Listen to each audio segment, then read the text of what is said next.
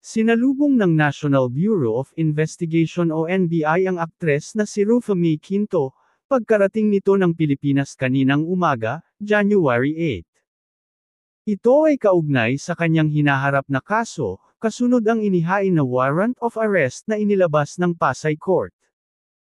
Ayon sa inilabas na report ng Balitanghali, lumapag ang sinasakyang eroplano ni Rufa May Quinto kaninang 5 a.m.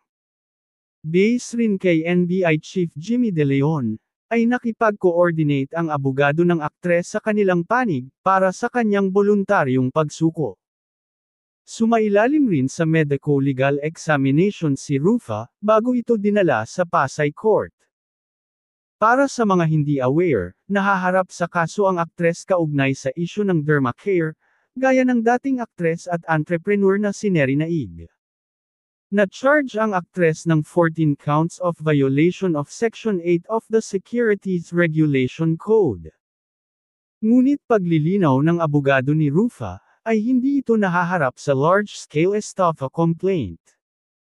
She will face those charges, mag-voluntary surrender siya and magpo-post po kami ng bail for that. She's worried kasi hindi naman totoo yung allegations, kasi my client po is just a brand ambassador, a model endorser, saad ng abogado ni Rufa May. Dagdag pa nito, ni hindi sa kanya nakapagbayad ng down payment, tapos yung mga tseke po puro tumalbog. Lahat po yan hawak naman po namin yung ebidensya, ipay-present namin sa court.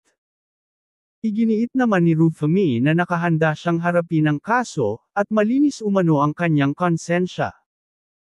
Samantala, kamakailan lang, nagkumalat sa social media, ang hiwalayan nila ng kanyang asawang si Tribor Magallanes.